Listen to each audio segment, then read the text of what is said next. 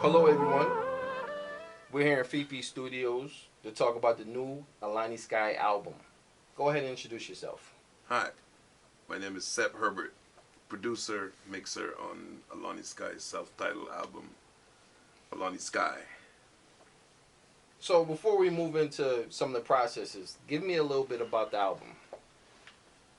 Pretty interesting album. We've been working on it for a year and a half, and we finally got it done. It's out in the marketplace now for sale, for streaming. You can get it at stores. You can get it on all of the top medias that we use today, pretty much. Now, as a producer mixer, I gotta kind of do two parts. So, give me the production hat. Put the production hat on. What was that like working on this album? Again, pretty interesting. Working with producers on different sides of the country, and dealing with compiling of records and different concepts of records and bringing them all into one and making them cohesive as a body of work.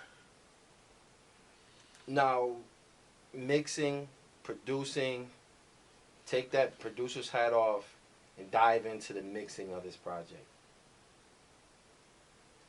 Um, the mixing, this whole process was pretty interesting. The mixing was pretty cool.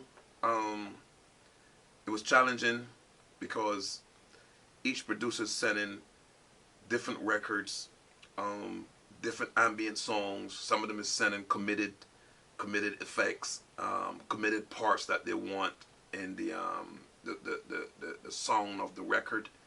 So for me as a mixer, I had to pay attention to how they wanted the record to song. So all I was doing with the records is pretty much enhancing the records and trying to speak for them through my ability to make things sit correctly together as a body of work.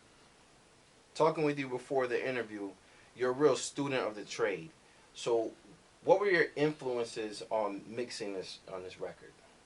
Well, a lot of my influences came through mixed with the masters, Maserati and Tom Hurst and Jimmy Douglas and Greg Wells. These guys taught us a lot as a body of people, and it really helped me out with the record because I had pretty good mentorship from these guys, and my own feelings were enhanced from their years of experience and a lot of know-how. Now, before we finish up, today's records,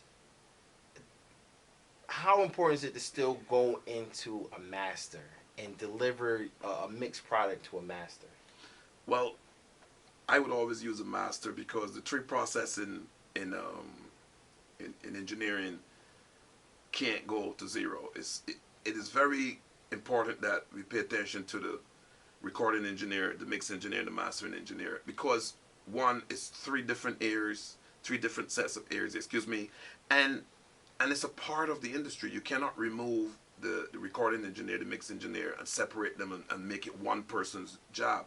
People do it, but then when you listen to the product, you can tell that the product was mastered by a person who's not a professional master. So it's important for me, coming from tape and training under the tape structure, how important it is for master, because a mastering engineer, yes, a lot of people think that a mastering engineer can't do much to your project, but when you got 10 songs of different audio conceptual structures, you need somebody to make them cohesive, to make them a body of work on a medium. So the master to me is very important, and I will continue using masters till I'm no longer able to use my own talent. So master is very important in the process.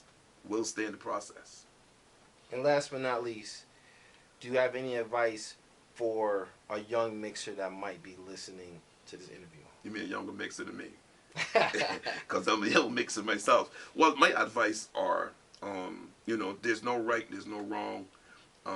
It's just taste, but there's certain fundamentals that you must pay attention to.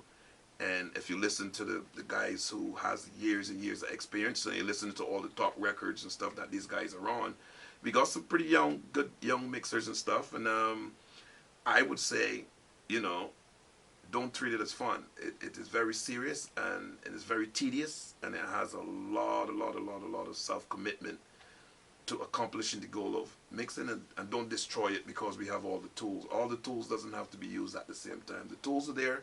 It was many more tools than I grew up with, but using the tools efficiency and using the tools efficiently, would keep the integrity of the industry, which is mixing, and mixing is what we do. And I hope that a lot of young mixers would continue to do what the older mixers set up for us to do, and with all the tools and stuff. Granted, I mean, some of the youngsters can have a little bit more creative energy, and they're gonna want to do a lot of things, but like they said to me, as a musician myself, playing music, there's only 4 bars, and a record can only hold so much processing. So you have to make sure that you pay attention to how much you put in. It's like cooking food. You can't put everything into a pot of food.